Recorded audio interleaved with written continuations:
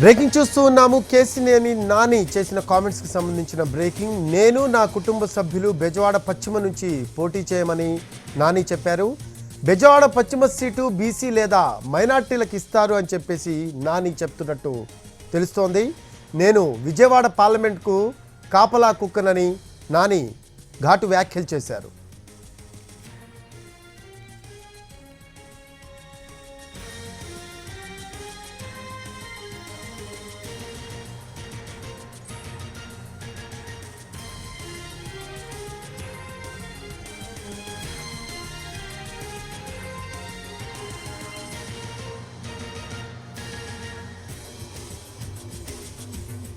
నేను నా కుటుంబ సభ్యులు బెజవాడ పశ్చిమ నుంచి పోటీ చేయమని కేసినేని నాని అన్నారు.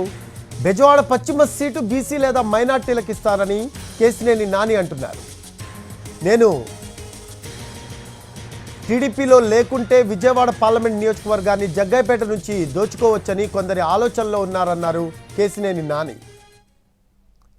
జగన్మోహన్ రెడ్డి గారి ప్రభుత్వం అధికారంలోకి వచ్చి వైసీపీ మీకు టోటల్గా ఏ రంగంలో తీసినా ఫెయిల్యూరే. ముఖ్యంగా నిన్న చూశారు మీరు, వాళ్ళ పార్టీకి చెందిన వ్యక్తులే తీవ్రమైన అసంతృప్తితో ఉన్నారు ప్రభుత్వం మీద.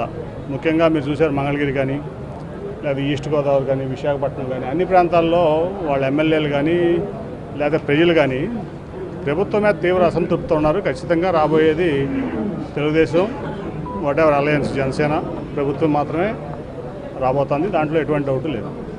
విజయవాడ పార్లమెంట్లో 25 లక్షల మంది ప్రజలు ఉన్నారు, 16 లక్షల మంది ఓట్లు ఉన్నారు. అందరూ నా ఏమిటి ఉంటారు, నేను వాళ్ళు ఏమిటి ఉంటాను. Very simple. ఈ 16 లక్షల మంది ఓటర్లో 25 లక్షల మంది ఓటర్ల వెనకమాల నేను ఉంటాను, వాళ్ళు నా వెనకమాల ఉంటారు. జగన్మోహన్ రెడ్డి గారి ప్రభుత్వం అధికారంలోకి వచ్చి వైసీపీ మీకు టోటల్గా ఏ రంగంలో తీసినా ఫెయిల్యూరే. ముఖ్యంగా నిన్న చూశారు మీరు, వాళ్ళ పార్టీకి చెందిన వ్యక్తులే తీవ్రమైన అసంతృప్తితో ఉన్నారు ప్రభుత్వం మీద.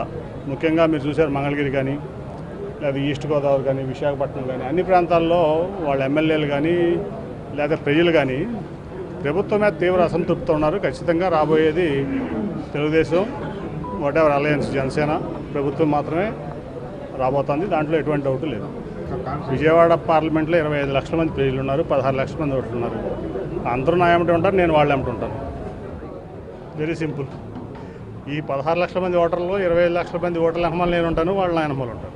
జగన్మోహన్ రెడ్డి గారి ప్రభుత్వం అధికారంలోకి వచ్చి వైసీపీ మీకు టోటల్గా ఏ రంగంలో తీసినా ఫెయిల్యూరే. ముఖ్యంగా నిన్న చూశారు మీరు, వాళ్ళ పార్టీకి చెందిన వ్యక్తులే